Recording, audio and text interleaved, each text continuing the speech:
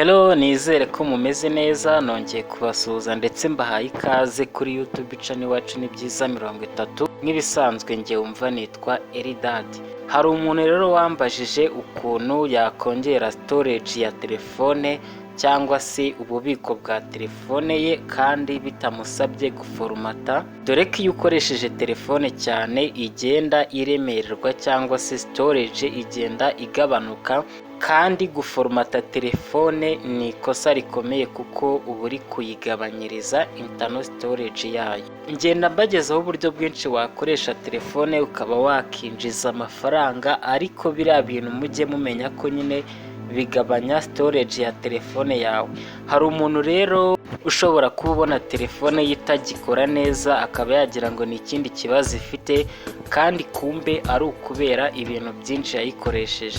Ntujye kure rero, ahubwo witegereze iyi video neza niba nawe bijya bikubaho, nta nubwo kandi byabura kuba bikubaho, kuko telefone uko yaba imeze kose iyo uyikoresheje cyane internal storage igenda irushaho kugabanuka. Niba ari ubwa mbere ubonye video zanjye, kora kuri subscribe ndetse ukandi no kuri ako kantu kameze nk'inzogera, ibyo bituma igihe cyose nshyizeho video bakwibutsa. Ikindi kandi wibuke iyi video uyihe like, ibyo kuba ari ukuntera inkunga ikomeye ndetse bigatuma nkomeza gukora cyane kuko mbona ko ibyo nkora mu byishimiye.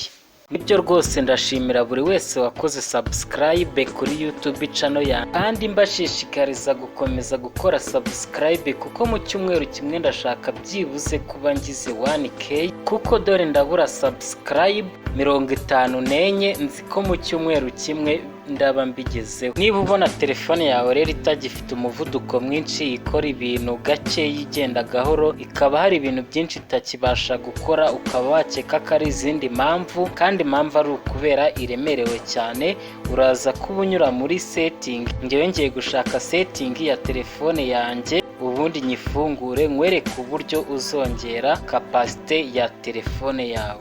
Murabona ko yafungutse, ngiye gushakisha ahantu handitse storage. Dore ni hano unyura rwose ukahakanda. Hanyuma murabona ko telefone yanjye 80% bya storage yayo namaze kuyikoresha, kandi kugira ngo telefone ibikora neza ku muvuduko mwiza nuko byibuze ibiri munsi ya 65%. Rero tugiye kunyura hano muri phone storage, ntago turi bunyure kuri RAM, ahubwo turanyura hano kuri phone storage tuhakande. Ngira ngo urabona ko hano bikiri muri calculating, utegereza witonzeho gatoya.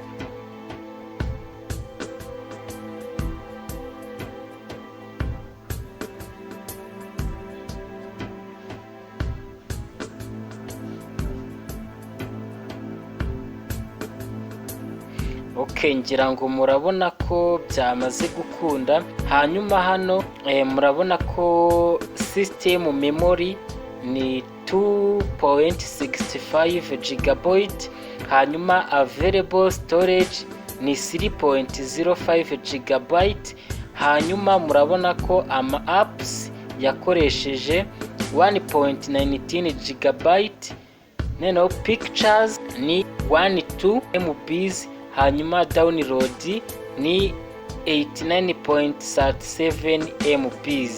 Ngewe ngiye kuza hano ngabanye kuri apps.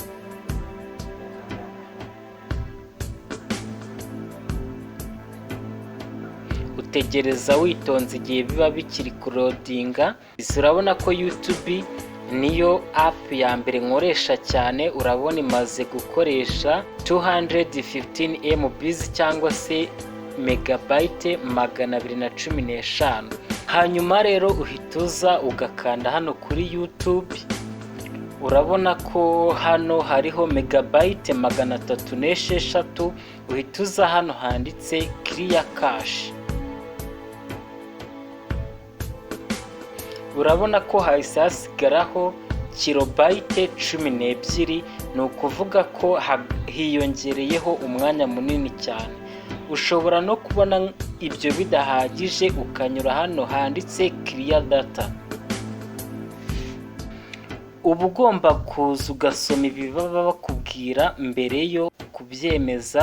Urabona hano bari kuvuga delete app data.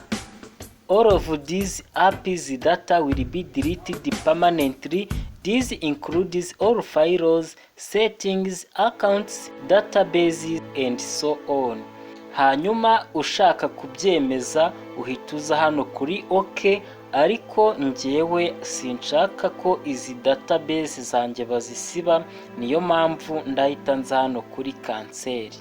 Nkongera nkaza hano kuri kano gafresh gasubira inyuma, hanyuma nkahita nza kuri Google naho nkabikora kwa kundi nihuta. Hanyuma manage space naho nkaza nkahita nza hano kuri clear all data. OK, ukabyemeza ariko wabanje gusoma, ngasubira inyuma. Hano hose ugenda ubikora nka gutyo nakweretse ku ma application uba ukoresha, ukagenda wongera space muri ubu buryo nakweretse nk'uko ubona ndi kubikora vuba vuba. Hanyuma rero reka nze nsubire kuri storage murebe. Urabona ko kwiyongera 1%. Ibi ubikora inshuro nyinshi, hanyuma telefone yawe ihita yiyongerera capacity njyewe sinshaka ko video iba ndende kandi ubutumwa bwanjye namaze kubutanga, ahubwo reka nizere ko mumeze neza. Nkomeze mbifurize ibihe byiza, mukomeze mukore subscribe ku buryo mu cyumweru kimwe ndaba namaze kugira 1k subscribers. naho ubundi nanjye ndimo ndabategurira ibyiza byinshi. Ikindi kandi ugize ikibazo cyangwa hari ikintu wifuza ko nazagusangiza, wajya muri comment ukanyandikira.